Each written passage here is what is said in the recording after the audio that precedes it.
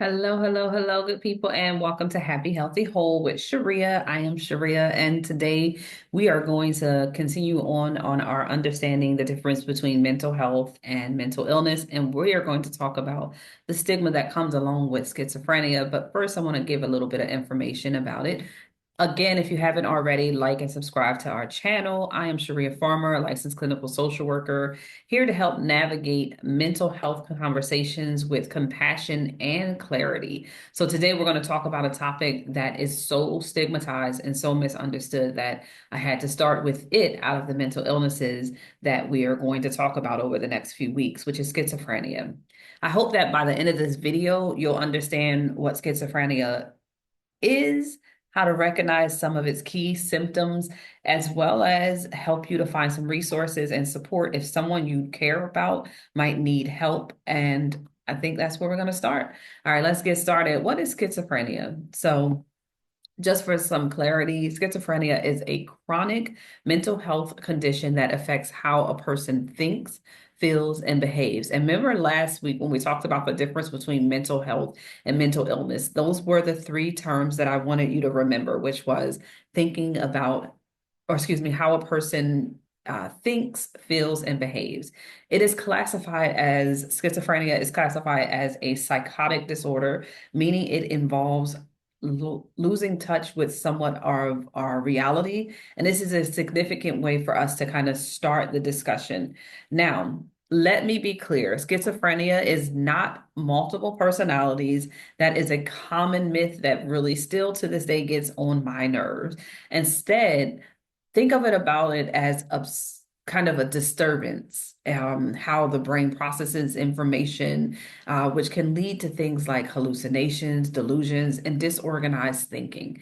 And those are going to be important to remember because when we think about or stereotype schizophrenia as this multiple personalities, we lose track of what really is happening to that person and where we can also sometimes support that person as they are trying to get help. Schizophrenia usually begins in some symptoms in some area of our late teens and or early adulthood. However, it can affect others at different ages. It's about 1 in 100 people who are diagnosed, and this is a lifelong condition that has shown different impacts with each individual related to treatment supports. And many people with schizophrenia can live fulfilling lives. And I think that's important for us to start before we get into some of the information around symptoms and specifically because I'm not trying to teach a class. Now, remember, I never said this before, I don't think on this channel. When I first graduated, which is years ago now, over 20 years ago, I was uh, specifically working into severe mental health and mental illness. And one of my roles was to educate people on the different types of mental illness. And so, although there are some variations and changes in terms of diagnosis and names of disorders, this is something that I've been doing for years around understanding the differences. And it helped me to be a much better therapist when you can understand the difference between mental health and mental illness and even how to discriminate between the two so that you can give the right treatments. That being said, let's talk symptoms. I'm going to try my hardest not to go over 10 minutes because that's been my goal. Some of the symptoms are both positive, negative, or excuse, not just both, positive, negative, and cognitive are what you'll hear people talk about. Positive symptoms are what you hear the most when people think about schizophrenia. These are the hallucinations. This is hearing voices and seeing things that aren't really there. They're the delusions where there's just strong belief that it's just like these strong beliefs that you're in this really different reality, like thinking someone is out to harm you or something, putting something in your drink. So it's these delusions around these strong beliefs that you believe concretely that this is happening, even though it may not be in reality. And then organized thinking, which is troubled organizing thoughts or speech in ways that make sense, where sometimes they may be trying to have a conversation and it seems like it's going multiple places and it's not congruent when it comes to a flow or pattern. So those are considered the positive symptoms: hallucinations, delusions, and disorganized thinking, which can be somewhat how we diagnose individuals with schizophrenia. But then there's the negative symptoms, which is this reduced ability to express emotions, find pleasure in everyday life and the things that you do. Sometimes withdrawing or isolating or finding social connections and activities can be really difficult. So those are some of the negative symptoms. And then when we think about the cognitive related to similarly to like the disorganized thinking and things like that, it's difficulty like concentrating or remembering things or putting things in order in terms of patterns, and then challenging with making actual decisions. And so those are just some really quick views or symptoms of what is considered schizophrenia. It's important to remember that these symptoms can vary depending on the individual, and not everyone has the exact same symptoms or have the same experiences with these symptoms. So they can change over time. They can actually even go over time depending on a person's experience.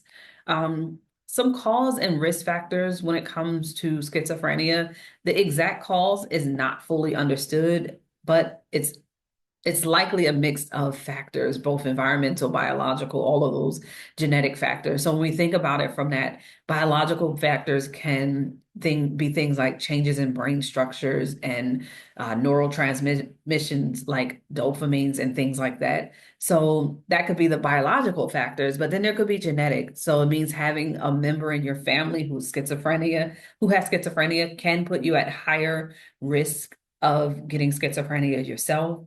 But then also things like trauma, which is our environmental triggers, might increase the likelihood or experiences around schizophrenia, which can be trauma, high stress, substance use. All of these things may play a role in it. But remember, there is no specific or exact cause or causality that can say this is where a person gets schizophrenia from. Just understanding that it can be biological, genetic, and a mixture of environmental. It's important that you also understand it is nobody's fault, and it is difficult for us to see this as the truth because many times we're looking for a reason that something has happened. But to put it plain, schizophrenia is a medical condition, and plain and simple, it can be treated and can be assisted with different types of treatments. The good news in that is that because it's treatable, there's a likelihood that the treatment can help people live a more fulfilled life. So, treatment areas that I wanted to just quickly go over, similar to the other three areas, is the medication. Antipsychotic medication can be helpful. It can help you manage the brain chemicals and the balance the chemicals in your brain. Therapy. There are some different approaches that might have maybe really helpful with cognitive approaches. Again, depending on the individual's experience, will be the type of therapy treatment that will be evaluated or be used for that individual. But also things like family therapy, supports and community therapy, coping strategies and coping skills, and communication skills and interpersonal relationship skills can all be helpful when it comes to therapy, which is also why groups sometimes can be really helpful as well. Support systems or services such as supportive housing and case management can help provide stability. I wanted to make sure that I put this one in there. Like I said, in the earlier parts of my career, these were the areas in which I worked. I ran an adult case management program for years, and I appreciate the hard work of not just those who are working in the psychiatric hospitals, but also in the communities to make sure that people have fulfilled lives, maintain housing, and try to provide stability in their everyday routines. And so some supportive services can be things like case management, supportive housing, and other means to keep a person stable while they are managing their symptoms.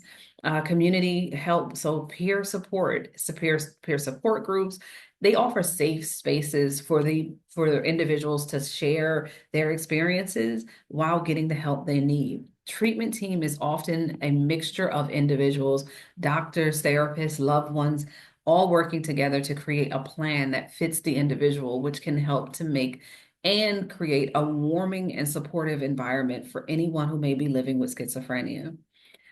Some resources here in the US can be NAMI, which is not, I'm about to say association, it's actually National Alliance on Mental Illness, which is 1-800 950 NAMI, NAMI, or you can just visit NAMI.org for education and supports, and also resources in your own community around mental illness in general, but also schizophrenia. There are also some sites on outside of that that can be helpful. I will put some in the comment section, but there's also crisis text, which is 741-741. That's 24/7. And then the Samson helpline, which is 1-800-662-HELP, which can help with substance use and mental health resources as well. And then try to figure out your local mental health centers and community centers that may be able to support individuals who have schizophrenia so that they can get that support we talked around having an entire team. Again, our goal is to always help to create safe environments for all individuals, and that includes those who may live with schizophrenia. It's important for us to start breaking stigma, to start creating environments that help us to understand that just like other illnesses and conditions, treatment is there and is helpful, and that we don't need to make it harder for people to seek help by creating more stigma on what's wrong with them versus seeing everyone as whole individuals who have journeys that are different. And so let's start to create a world where mental health conditions, including schizophrenia, are more understood, and we can see where we can play our part to help care and not just judge. Remember, seeking help is not about being weak. It is about recovery and knowing that it's possible on a journey for healing. If you haven't already, like and subscribe to this video, share if this can be helpful for anyone you know and or anyone who may want to know more information. Please feel free to put in the comments what questions you might have around schizophrenia and or other mental illnesses that you would like me to discuss or talk about in a very brief yet clear way for us to understand. I hope this has been helpful. Take good care of yourselves. Be well.